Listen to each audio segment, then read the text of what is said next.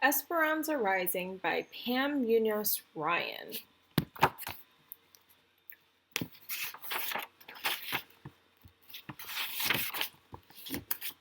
Aquel que hoy se cae, se levanta mañana. He who falls today may rise tomorrow. Es más rico el rico cuando empeque que el pobre cuando enrique.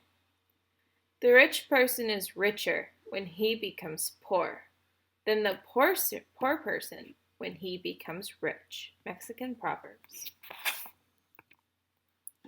Aguas Calientes, Mexico, 1924.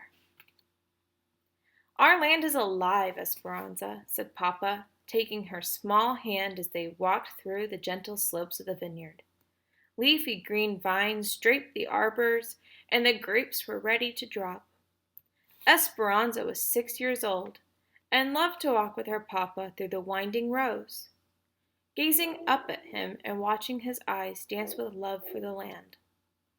This whole valley breathes and lives, he said, sweeping his arm toward the distant mountains that guarded them. It gives us the grapes, and then they welcome us. He gently touched a wild tendril that reached into the row, as if it had been waiting to shake his hand. He picked up a handful of earth and studied it. Did you know that when you lie down on the land you can feel it breathe?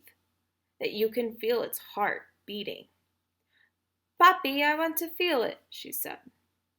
Come. They walked to the end of the row where the incline of the land formed a grassy swell. Papa lay down on his stomach and looked up at her, patting the ground next to him. Esperanza smoothed her dress and knelt down, then like a caterpillar slowly inched flat next to him, their faces looking at each other. The warm sun pressed on one of Esperanza's cheeks and the warm earth on the other. She giggled. Shh, he said. You can only feel the earth's heartbeat when you are still and quiet. She swallowed her laughter and after a moment said, I can't hear it, Papi. Agotante tanto y la fruta quiero y tu mano, he said. Wait a little while, and the fruit will fall into your hand. You must be patient, Esperanza. She waited and lay silent, watching Papa's eyes, and then she felt it, softly at first, a gentle thumping, then stronger, a resounding thud, thud, thud against her body. She could hear it too, the beat rushing in her ears, shoom, shoom, shoom. She stared at Papa, not wanting to say a word, not wanting to lose the sound, not wanting to forget the feel of the heart of the valley. She pressed closer to the ground until her body was breathing with the earth's and with Papa's, the three hearts beating together. She smiled at Papa, not needing to talk, her eyes saying everything. And his smile answered hers, telling her that he knew she had felt it. Las uvas, grapes, 6 years later. Papa handed Esperanza the knife. The short blade was curved like a scythe, its fat wooden handle fitting snugly in her palm. This job was usually reserved for the eldest son of a wealthy rancher. But since Esperanza was an only child and Papa's pride and glory, she was always given the honor. Last night she had watched Papa sharpen the knife back and forth across a stone, so she knew the tool was edged like a razor. Siente los dedos, said Papa. Watch your fingers. The August sun promised a dry afternoon in Aguas Calientes, Mexico. Everyone who lived and worked on El Rancho de las Rosas was gathered at the edge of the field. Esperanza's family, the house servants in their long white aprons, the vaqueros already sitting on their horses ready to ride out to the cattle, and 50 or 60 campesinos, straw hats in their hands, holding their own knives ready. They were covered top to bottom in long-sleeved shirts, baggy pants tied at the ankles with string, and bandanas wrapped around their foreheads and necks to protect them from the sun. dust, and spiders. Esperanza, on the other hand, wore a light silk dress that stopped above her summer boots and no hat. On top of her head, a wide satin ribbon was tied in a big bow, the trails trailing in her long black hair. The clusters were heavy on the vine and ready to deliver. Esperanza's parents, Ramona and Sixto Ortega, stood nearby. Mama, tall and elegant, her hair in the usual braided wreath that crowned her head, and Papa, barely taller than Mama, his graying mustache twisted up at the sides. He swept his hand toward the grapevine, signaling Esperanza.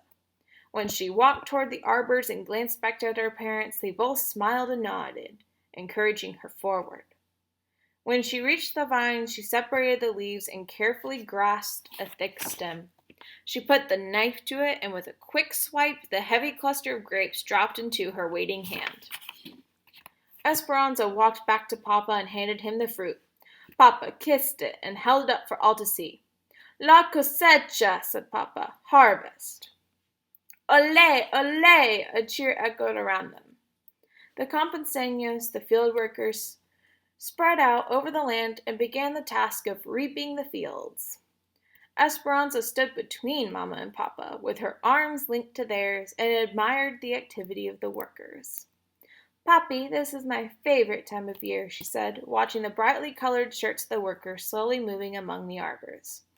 Wagons rattled back and forth from the fields to the big barns where the grapes were stored until they went to the winery. Is the reason because when the picking is done, it will be somebody's birthday, in time for a big fiesta? Papa said. Esperanza smiled. When the grapes delivered their harvest, she always turned another year. This year, she would be 13. The picking would take 3 weeks, and then, like every other year, Mama and Papa would host a fiesta for the harvest, and for her birthday. Marisol Rodriguez, her best friend, would come with her family to celebrate. Her father was a fruit rancher, and they lived on a neighboring property. Even though their houses were acres apart, they met every Saturday beneath the hummock on a rise between the two ranches. Her other friends, Chita and Bertina, would be at the party too, but they lived farther away, and Esperanza didn't see them as often. Their classes at St. Francis didn't start again until after the harvest, and she couldn't wait to see them.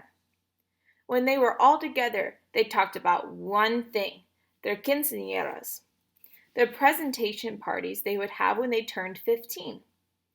They still had 2 more years to wait, but so much to discuss. The beautiful white gowns they would wear, the big celebrations where they would be presented, and their sons of the richest families who would dance with them.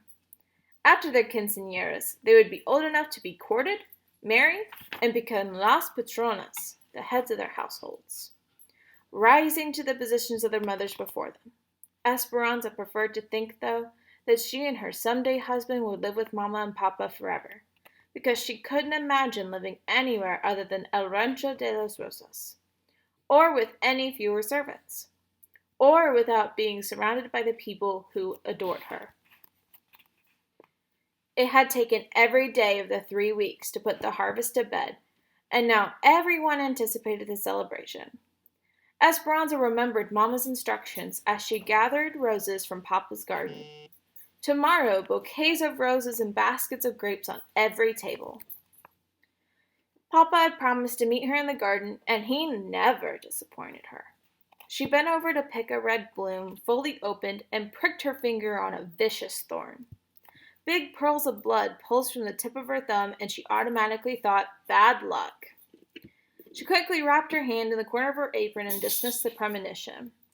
Then she cautiously clipped the blown rose that had wounded her. Looking toward the horizon, she saw the last of the sun disappear behind Sierra Madre. Darkness would settle quickly, and a feeling of uneasiness and worry nagged at her. Where was Papa?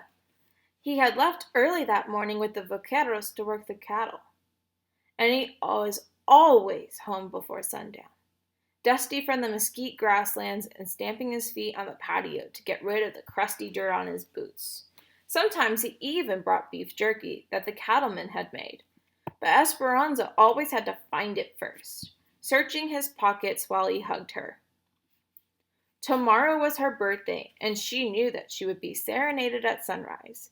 Papa and the men who lived on the ranch would congregate below her window, their rich, sweet voices singing Las Mañatas, the birthday song.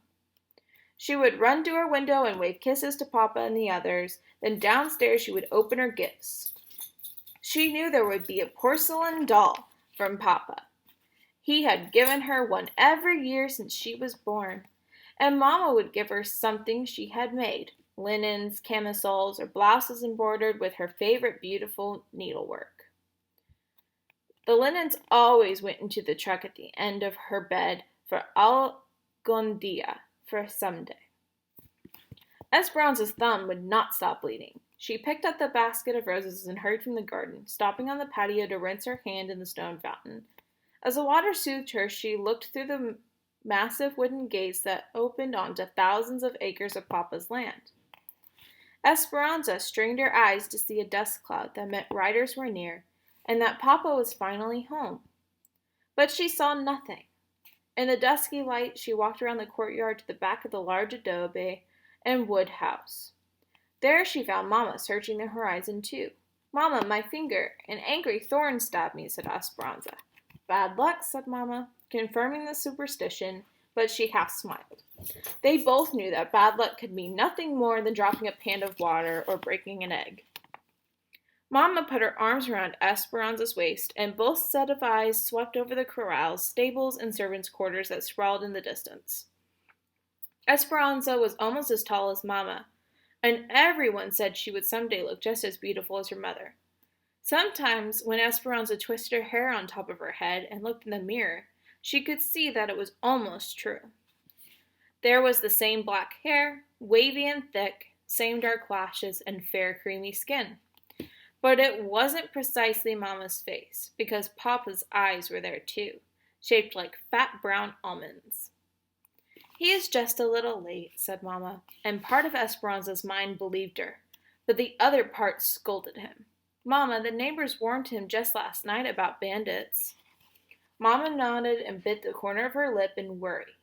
They both knew that even though it was 1930, and the revolution in Mexico had been over for 10 years, there was still resentment against the large landowners. "Change has not come fast enough, Esperanza. The wealthy still own most of the land, while some of the poor have not even been given a garden plot. There are cattle grazing on the big ranches, yet some peasants are forced to eat cats. Papa is sympathetic and has given land to many of his workers. The people know that.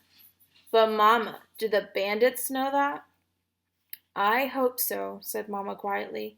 "I have already sent Alfonso and Miguel to look for him. Let's wait inside."